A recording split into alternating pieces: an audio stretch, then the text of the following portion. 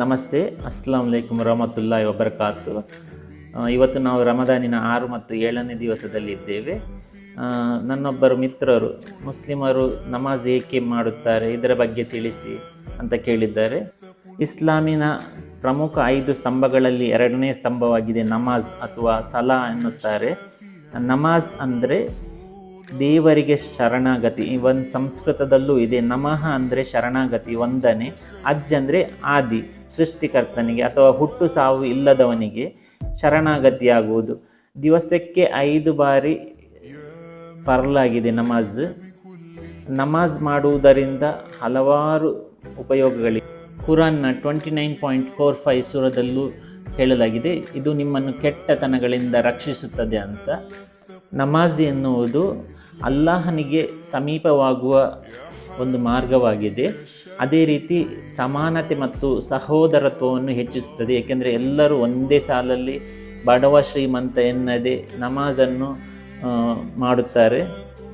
ಅದೇ ರೀತಿ ಇದು ಸಮಯಕ್ಕೆ ಸರಿಯಾಗಿ ನಮಾಜ್ ಮಾಡುವುದರಿಂದ ಶಿಸ್ತು ಸಂಯಮ ನಮ್ಮಲ್ಲಿ ಜಾಸ್ತಿ ಮಾಡುತ್ತದೆ. ಆದ್ದರಿಂದ ಯಾವಾಗಲೂ ಅಜಾನ್ ಕೇಳಿದ ತಕ್ಷಣವೇ ನೀವು ನಮಾಜನ್ನು ಮಾಡಿ. ಇದು ನಿಮ್ಮಲ್ಲಿ ಶಿಸ್ತನ್ನು ಹೆಚ್ಚಿಸ್ತದೆ. ಅದನ್ನು ಪೋಸ್ಟ್ಪೋನ್ ಮಾಡಬೇಡಿ ದಯವಿಟ್ಟು.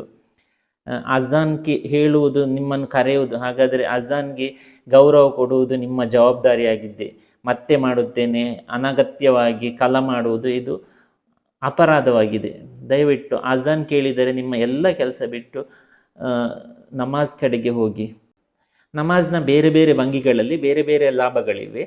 ಒಂದನೆಯದಾಗಿ ನೇರವಾಗಿ ನಿಲ್ತಾರೆ ನಮಾಜ್ ಮಾಡುವಾಗ ಮುಸ್ಲಿಮರು. ಅದರಿಂದ ಅವರ ಬೆನ್ನಿನ ಸ್ಪೈನಲ್ ಅಲೈನ್ಮೆಂಟ್ ಸುಧಾರಿಸುತ್ತದೆ. ಆಮೇಲೆ ಮಸಲ್ಸ್ ಸಕ್ರಿಯವಾಗುತ್ತದೆ. ಅದೇ ರೀತಿ ಲಂಗ್ಸ್ ಕೆಪ್ಯಾಸಿಟಿ ಹೆಚ್ಚುತ್ತದೆ. ನೇರವಾಗಿ ನಿಂತು ಲಾಂಗ್ ಬ್ರೀದಿಂಗ್ ಮಾಡ್ತೇವೆ, ಆಗ ಲಂಗ್ಸ್ ಕೆಪ್ಯಾಸಿಟಿ ಹೆಚ್ಚುತ್ತದೆ. ಸೆಕೆಂಡ್ ಒನ್, ರುಕುಗೆ ಬಾಗುವುದು. 90% ಬಾಗುವುದರಿಂದ ಹ್ಯಾಮ್ಸ್ಟ್ರಿಂಗ್ ಮತ್ತು ಲೋವರ್ ಬ್ಯಾಕ್ ಸ್ಟ್ರೆಚ್ ಆಗುತ್ತದೆ. ಅಬ್ಡಾಮಿನಲ್ ಕಂಪ್ರೆಷನ್ ಆಗುತ್ತದೆ. ಇದು ನಿಮ್ಮಲ್ಲಿ ಡೈಜೆಷನ್ ಸಿಸ್ಟಮನ್ನು ಇಂಪ್ರೂವ್ ಮಾಡುತ್ತದೆ.